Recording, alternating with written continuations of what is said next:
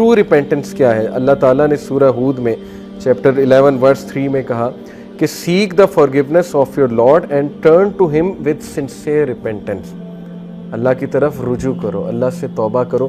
اب sincere repentance ہے کیا، اس کی کنڈیشنز کیا ہیں؟ اس کی چند ایک کنڈیشن اسکالر نے بیان کی ہیں، وہ میں آپ کے سامنے رکھتا ہوں. Number 1، immediate cessation of the sin, کہ فوری اسی وقت اس گناہ کو چھوڑ دینا، ویٹ نہ کرنا. یعنی آپ کسی ایڈکشن میں مبتلا ہیں، ٹرائی کریں اسی وقت اس گناہ کو چھوڑ دیں. جب آپ کو ریئلائز ہو گیا گناہ ہے، توبہ کی، اس کو گناہ کو چھوڑ دیں اس وقت. Number 1. Number 2، regret for what is past, ندامت شو کرنا، ریگریٹ شو کرنا، لیکن اتنا نہیں کہ بندہ ڈی موٹیویٹ ہو جائے. اوور پروکریسٹینیشن، اوور ندامت جو ہے وہ پروکریسٹینیشن کی طرف لے جاتی، پھر بندہ ایکشن کی طرف نہیں آتا، ہر وقت نادم ہوتا رہتا ہے، نادم ہوتا رہتا ہے. اس سے کیا ہے کہ اس کی ول پاور کم ہوتی ہے، اور گناہ کا بہت تعلق ول پاور کے ساتھ. نادم ہونا اچھی بات ہے، لیکن اتنا زیادہ ہوں گے تو ول پاور ٹوٹے گی. ول پاور جب ٹوٹے گی تو شیطان مزید اٹیک کرے گا، شیطان پھر گناہ میں مزید لے جائے گا. بلکہ ڈیفنس میکنزمز ہمارے برین بناتا ہے، ہمارا برین بہت بلا قسم کے ڈیفنس میکنزم بناتا ہے گناہ کے لیے. بس ہمارے برین میں ظاہر ہے ہمارا ایک نفس ہے، نفس ہمارا، اس کے پاس پھر بہت زبردست ڈیفنس میکنزم ہوتے ہیں گناہ کرنے کے. ایک بہت بڑا ڈیفنس میکنزم یہ کہ میں تو بچ ہی نہیں سکتا. یہ جو سینٹینس ہے نا، میں تو بچ ہی نہیں سکتا، یہ شیطانی سینٹینس ہے میرے نزدیک. اس کا مطلب ہے کہ ول پاور ماری گئی ہے اگلے کی، اور وہ اس نے خود اپنے اوپر یہ بات مسلط کر لی کہ آئی کین ناٹ لیو دس سن، میں تو بچ ہی نہیں سکتا. ان شارٹ وہ اصل میں گناہ کرنا چاہ رہا ہے، اس لیے اس نے پہلے سے سینٹینس گھڑ لیا کہ میں تو بچ ہی نہیں سکتا. تاکہ ظاہر ہے وہ کوگنیٹیو ڈسوننس جو پیدا ہوتی ہے نا، ذہنی تذبذب، جیسے سگریٹ لوگ پیتے ہیں ان سے چھوڑا ہی نہیں جاتا، سٹریس پیدا ہوتا ہے کہ چھوڑنا چاہیے چھوڑنا چاہیے. ایک ٹائم آتا ہے کہتے ہیں میں چھوڑ ہی نہیں سکتا.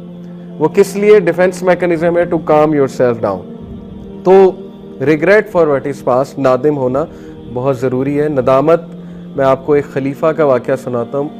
میرا گمان ہے کہ عمر بن عبدالعزیز ہیں، لیکن آئی کوڈ بی رانگ، اس لیے میں صرف کہہ رہا ہوں کہ ایک خلیفہ کا واقعہ. ایک خلیفہ تھے، ان کا پاسٹ کچھ ایسا تھا کہ وہ بہت ہی پراؤڈ قسم کے پرنس تھے، امید کیلف تھے. اور اتنے پراؤڈ تھے، امید ظاہر ہے کہ ان کے پاس دولت بہت زیادہ تھی. اتنے پراؤڈ تھے کہ ایک بار انہوں نے اپنے سلیو بوائے کو کہا، اپنا جو وہ تھا لڑکا تھا یا جو بھی تھا بندہ تھا، کہ مجھے پانی پلاؤ، تو وہ بھول گیا پانی پلانا. اب اتنا پرائڈ تھا، اتنا غصہ تھا کہ انہوں نے اس بندے کو جو غلام تھا دھوپ میں کھڑا کروا دیا. اور دھوپ میں کھڑا کروایا، اس کے بعد بھول گئے یا جو بھی ہوا، وہ بندے کی ڈیتھ ہو گئی دھوپ میں کھڑا ہونے سے. یعنی صحرا میں دھوپ میں کھڑا کر دیا کہ اس کی جرت کیسے ہوئی کہ اس نے مجھے پانی نہیں پلایا، یہ بھول کیسے گیا میری خدمت کرنا. اس کے بعد وہ کیلف بنے، میرا گمان ہے عمر بن عبدالعزیز. اینی وے اس کے بعد وہ کیلف بنے، اللہ نے ہدایت دی، اسکالرس کی محفل میں بیٹھتے تھے، اور ظاہر ہے کہ ان کے بارے میں اسکالرز یہ بات کرتے تھے کہ ہی از جسٹ لائک عمر بن الخطاب، یعنی ہی از دا 5th رائٹیسٹ کیلف، ان کے بارے میں یہ بھی کہا جاتا تھا. اور اتنے ان کے صدقہ جاریہ ہیں کہ میں آپ کو بتا نہیں سکتا انہوں نے کیا کیا چیز جاری کی امت مسلمہ کے لیے. لیکن اکثر ایک اسکالر نے انہیں جو ہے وہ دعا دی کہ کہتے ہیں میں گواہی دیتا ہوں کہ آپ جنتی انسان ہیں. ایک اسکالر نے انہیں کہا، تو ہی اسٹارٹیڈ ٹو کرائی، اور بہت روئے. تو اسکالر نے کہا کہ آپ کے رونے کی وجہ نہیں سمجھ آئی، یہ تو میں نے اچھی بات بتائی ہے. تو ہی سیڈ کہ how can I go to جنہ when he stands in my way, میں کیسے جنت میں جاؤں گا جب وہ شخص میرے سامنے کھڑا ہوا ہے، میری رکاوٹ ہے. یعنی نادم ہونا، ندامت ہے. حالانکہ آئی ایم شیور اللہ تعالیٰ نے انہیں فورگیو کر دیا ہوگا کیونکہ ہی ایکنالجڈ ہز سن، لیکن ندامت اینڈ تک رہی کہ نہیں، مجھ سے بہت بڑی زیادتی ہوئی تھی، میں نے بہت جو ہے وہ غلط کام کیا تھا. سو ندامت ہونا یہ اچھی بات ہے، یہ ہمیں ہمبل کرتا ہے. اگر انسان گناہ نہ کرتا تو وہ متکبر بن جاتا، یہ بات یاد رکھیں. لیکن اس کا مطلب نہیں ہم گناہ کریں، گناہ ہو جاتے ہیں، اور گناہ جب ہوتے ہیں تو پھر انسان کے لیے ایک لیسن ہوتا ہے، ندامت ہوتی ہے کہ کیسی آکڑ ہے، تم تو گناہ گار انسان ہو، ٹھیک ہے، تو اس لیے ندامت. تیسری جو کنڈیشن ہے، determination not to return to the sin. پکی ڈٹرمنیشن آپ میں ہونی چاہیے کہ اب میں نے واپس نہیں جانا گناہ کی طرف. یہ سب سے مشکل سٹیپ ہے. لوگ پہلی دو کر لیتے ہیں، توبہ بھی کر لیتے ہیں، اس کے بعد ریگریٹ بھی کرتے ہیں، ندامت بھی کرتے ہیں، لیکن back of the mind in کے مائنڈ میں ہوتا ہے کہ یہ تو میں دوبارہ کروں ہی کروں، کیونکہ میرے سے تو یہ چھوڑا ہی نہیں جا رہا، میں تو پھسلوں ہی پھسلوں. ٹھیک ہے نا، پہلے ہی ڈیفینس میکانزم بنا لیا. تو یہ ٹرو ریپینٹنس نہیں ہے. لیکن ہیونگ سیڈ اٹ، شیخ صالح المنجد کا آپ کو فتویٰ بتاتا ہوں. ان سے کسی نے پوچھا کہ ٹرو ریپینٹنس کی کنڈیشن ہے کہ دوبارہ اس گناہ کی طرف مت جاؤ، انہوں نے کہا یہ ایسے ہی ہے، تو اس نے کہا کہ لیکن میں تو بار بار جاتا ہوں۔ تو انہوں نے اس کا بڑا اچھا جواب دیا کہ اگر تو واقعی آپ نے ٹرو ریپینٹنس کی تھی اور آپ کا پکا ارادہ تھا کہ میں نہیں جاؤں گا، اللہ تو نیت جانتا ہے نا، آپ کا پکا ارادہ تھا میں نہیں جاؤں گا، تو وہ والا گناہ ایلیمینیٹ ہو گیا۔ اس کے بعد جب وہ سیم گناہ آپ نے کیا تو وہ نیو سن کاؤنٹ ہوگا، سمجھ رہے ہیں بات، یعنی وہ نیو سن ہے۔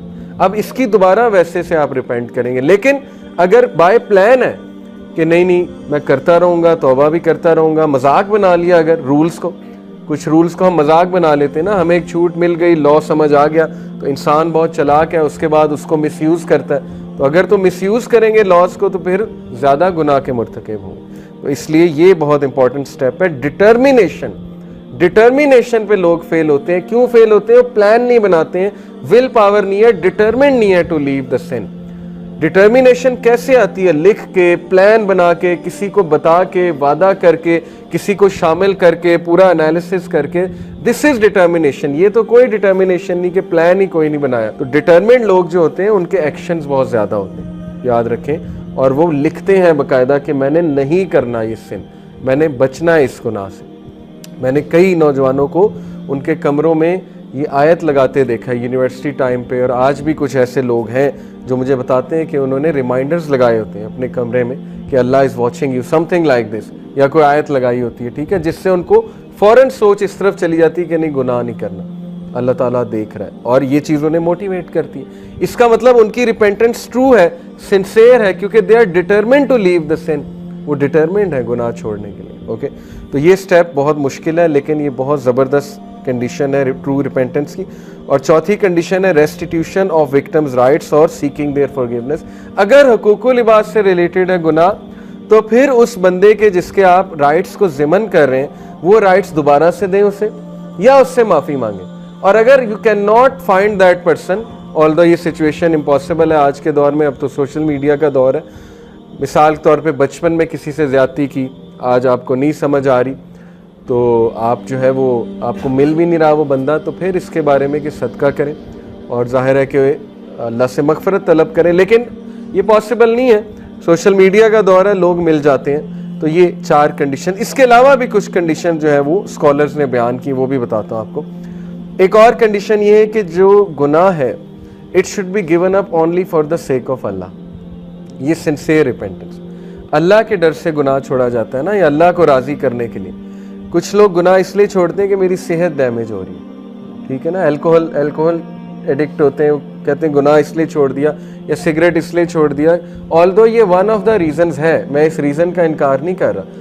جب ہم نے کسی کو گناہ چھڑوانا ہے تو ہم نے اس کی اس طرح توجہ دلانی ہے کہ تیری صحت برباد ہو رہی ہے، راتیں جاگتے ہو، ٹھیک ہے نا، نیند نہیں آتی، اور ظاہر ہے کہ صحت برباد ہو رہی ہے، ٹھیک ہے، لیکن جب گناہ اس نے چھوڑنا ہے تو اس نے نیت یہ رکھنی کہ میرا رب مجھ سے ناراض ہوتا ہے، میں اللہ تعالیٰ کی حدود کو پامال کر رہا ہوں، اس لیے میں یہ گناہ چھوڑ رہا ہوں۔ پھر آپ دیکھیں کہ اس میں ڈٹرمینیشن آتی ہے کہ نہیں آتی، کیونکہ جو ایکٹ اللہ کے لیے کیا جاتا ہے اس میں اللہ کی طرف سے برکت آتی ہے، اور جب اللہ کی طرف سے برکت آئے گی تو پھر ظاہر ہے کہ ڈٹرمینیشن بھی آئے گی۔ تو پہلی بات یہ ہے کہ وہ گناہ کو صرف اور صرف